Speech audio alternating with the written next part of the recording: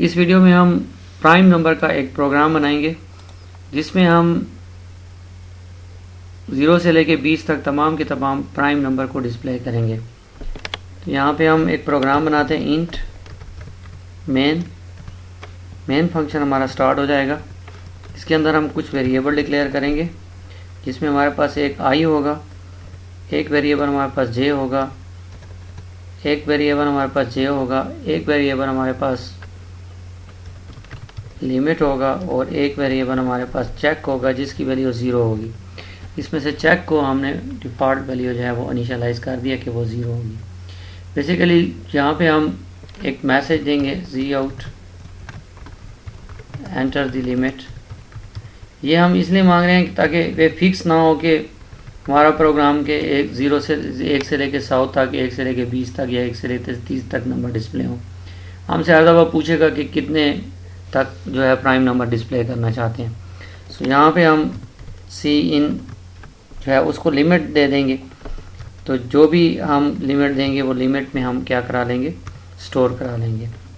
उसके बाद हम यहाँ पे एक नेक्स्ट लाइन का स्टेटमेंट दे देंगे। बस जी, अब हम यहाँ पे एक लूप चलाएंगे।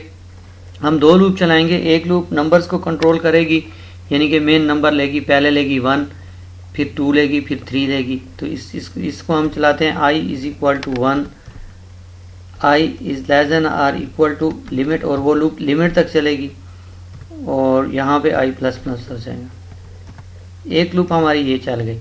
दूसरी जो लूप होगी वो हमारी ये चलेगी कि इसमें हम ये करेंगे कि जो भी नंबर हम यहाँ से लेंगे, मिसाल के तौर पर अगर मैंने यहाँ से नंबर लिया है 5, तो अब मैं इसको यहाँ पे जो है वो 4 से लेके, यानी कि इसको मैं यहाँ से 4 से लेके जो है वो 4, यानी कि इसको मैं 4, 3, 2 इनके ऊपर डिवाइड करूँगा। तो इसका मतलब है इसको मैंने 3 दफ़ा इस लूप को मैं चलाऊँगा। 4 से चलेगी। 4 का मतलब है जो भी नंबर आ रहा है उससे एक कम, क्योंकि वो ये नंबर तो हर नंबर अपने आप के ऊपर डिवाइड हो जाता है। हमने दूसरे नंबरों को उसके ऊपर डिवाइड करके देखना है। अगर कोई नंबर डिवाइड हो जाता है तो फिर वो प्राइम नंबर नहीं है। अगर कोई भी नंबर उस नंबर पे डिवाइड नहीं होता तो वो फिर प्राइम नंबर है। तो हम उस नंबर से एक कम लेंगे 4। तो इस 4 को इसके ऊपर डिवाइड करेंगे, फिर 3 को, फिर 2 को। अगर कोई नंबर इसके ऊपर डिवाइड हो गया तो वो नंबर i जो है वो प्राइम है, अदरवाइज वो प्राइम नहीं है। सो इसलिए यहाँ पे मैं जो लूप स्टार्ट करूँगा वो मैं स्टार्ट करूँगा j के नाम से, and j is equal to i minus 1 होगी, यानी कि जो भी नंबर है उससे एक कम, यानी कि 4 हो जाएगा। जैसे अगर 5 है, अगर यहाँ 5 है तो ये 4 हो जाएगा यहाँ पे आपके पास। और उसके बाद सेमी कॉलन यहाँ पे इसको ख़त्म कर देते हैं, और जो हमारे पास j है वो ग्रेटर देन 1 रहेगा, यानी कि 1 से पहले ख़त्म होगा। यानी कि अगर ये 4 से चल रहा है 4, 3, 2, बस उसके बाद ख़त्म।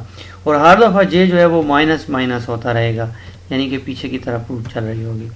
इस लूप में होगा क्या, इस लूप में एक हम चेक लगाएंगे कि हम i जो नंबर है हमारा पास उसको हम डिवाइड करेंगे j के ऊपर, हर नंबर के ऊपर डिवाइड करेंगे।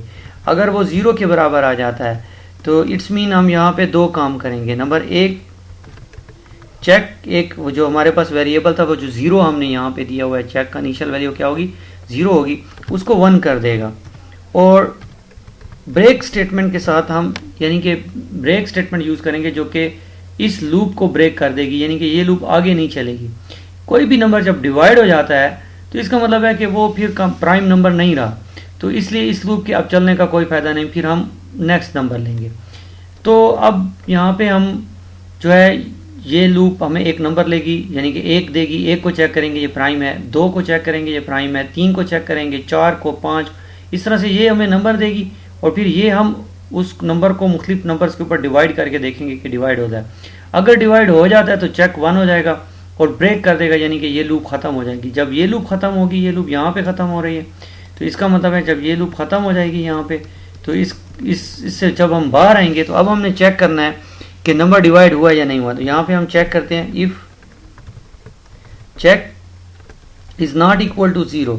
अगर चेक 0 नहीं है, इसका मतलब है अगर चेक 0 नहीं है तो इसका मतलब है यहाँ नहीं आया, कोई भी नंबर डिवाइड नहीं हुआ, क्योंकि नंबर डिवाइड होगा तो ये 1 हो जाएगा।